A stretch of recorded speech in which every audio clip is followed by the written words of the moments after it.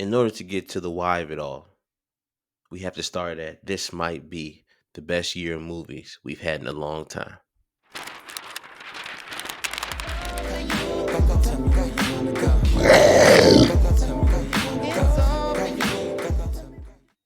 All right, now I promise you, I'm typically the hardest on movies. I've been that way for a really long time. I love the art form. I look at it as not just purely for entertainment, but it's for education, for deep thought, and for outlooks on life and different perspectives that you may never interact with. And this year has not disappointed me at all. In fact, it surprised me in many ways. I was really getting frustrated with the movie industry.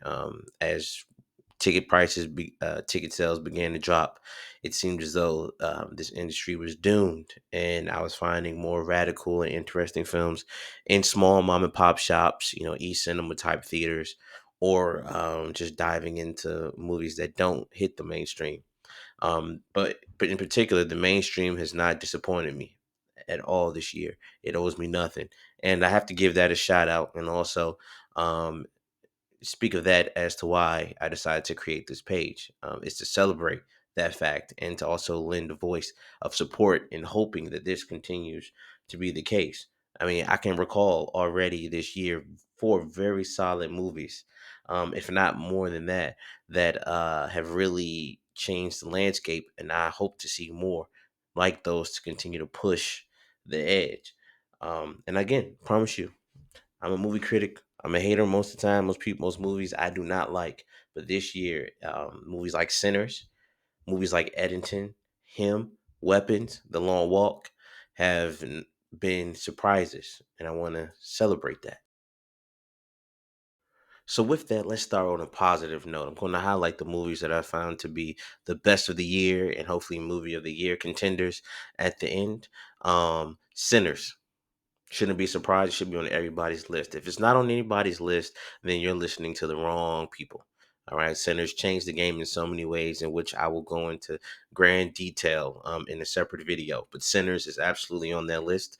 I also have Eatington on that list. That's a contrary pick, but I thought it was a masterpiece. It's an incredible piece of art, and it should be celebrated as such. And then, last but not least, another movie that should be on most people's list is Weapons. So these three I salute. You'll see my scores on the screen, and I can't wait to debate them further with you. All right, and so for next, we have movies that I think deserve honorable mention. These were quality films that I do think push boundaries, but also had some issues, of course, and probably didn't get the most critical praise. But in my opinion, I think there were solid works that really lends itself to impacting the film industry. The first one is The Long Walk. I found that movie to be really profound.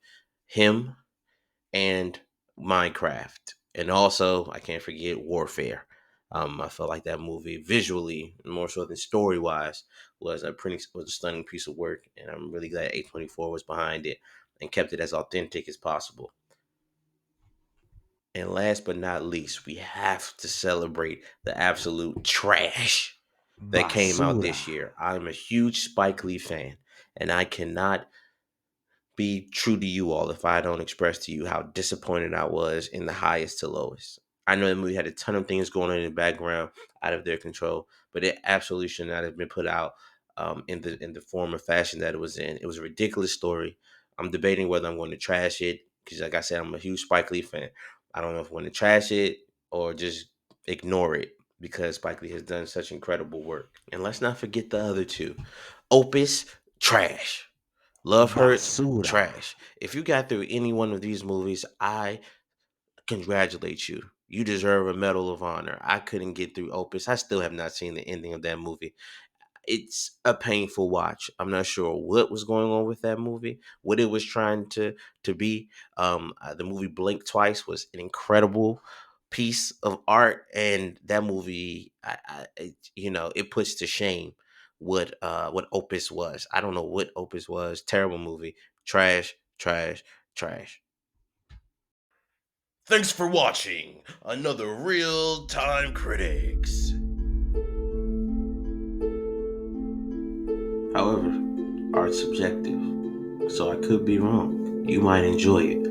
It's all in opinions, and we must respect each other's perspective. But one thing we can agree on is that this is a sacred magic and art that must be respected. And 2025 has shown that it's up to the challenge. I look forward to experiencing the rest of this year with you, and let's go enjoy some movies.